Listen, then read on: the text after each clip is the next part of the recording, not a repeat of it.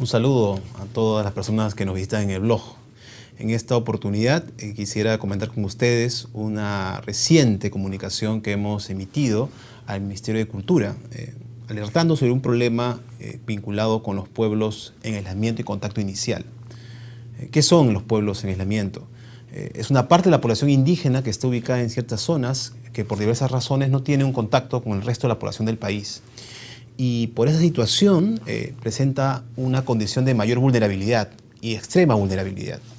Por ejemplo, no tienen anticuerpos para enfermedades que nosotros, por ejemplo, podemos resistir, y por dicha razón, si llegara esa enfermedad a las zonas que ellos habitan, generaría graves problemas, incluyendo la posibilidad de poner en riesgo su vida.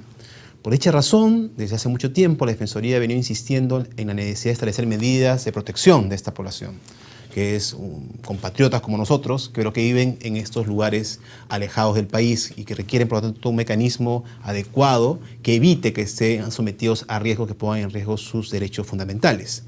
Y una de las medidas que promovimos es la dación de una ley que estableciera un marco de protección.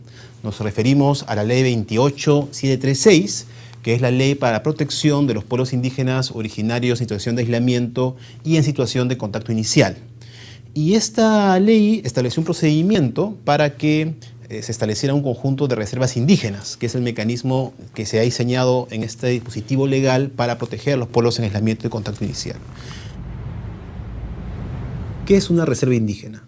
Es una parte del territorio que, mediante una norma legal vinculante, se establece para evitar que cualquier persona pueda entrar a estas áreas y poner en riesgo la vida de la población indígena en aislamiento de contacto inicial que ocupa estos espacios. Y por lo tanto también se le exige al Estado que dicte las medidas para proteger esta área y dictar medidas efectivas que aseguren que no se ponga en riesgo la vida y los derechos fundamentales de la población en aislamiento. Sin embargo, a la fecha, las reservas territoriales, que era la forma que antiguamente se tenía para este tema, no han sido ninguna de las 5 existentes adecuadas a la nueva legislación. Y por otro lado, los pedidos de nuevas reservas indígenas, en total 5, tampoco han sido objeto de atención.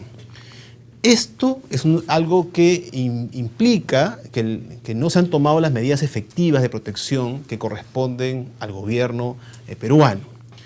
A esto hay que agregar que la población en contacto inicial, la población en aislamiento, está continuamente amenazada por la presión de actividades ilegales y legales. Es decir, actividades que se desarrollan al margen de la ley, pero también de actividades formales que desean, por diversas razones, ingresar a las áreas que los pueblos en aislamiento ocupan en la actualidad. Por dicha razón es muy importante que el Estado invierta recursos, invierta todo su esfuerzo y cumpla con lo que establece la ley para asegurar que esas actividades formales o ilegales no pongan en riesgo a la población que está ubicada en estas zonas del país. Y que se cumpla con atender estos pedidos de constitución de reservas indígenas y se adecue a las reservas territoriales que todavía están pendientes, tal como hemos señalado hace un momento. Eso creemos que es una tarea fundamental y debemos evitar que decisiones equivocadas, decisiones que pudieran darse inclusive al margen de lo que establece el convenio 169 de la OIT, pongan en riesgo los derechos fundamentales de la población del país que se encuentra en situación de aislamiento, en contacto inicial, los pueblos indígenas, que sin duda son parte de la población más vulnerable, que se encuentra en mayor vulnerabilidad respecto de otros grupos que ocupan nuestro territorio.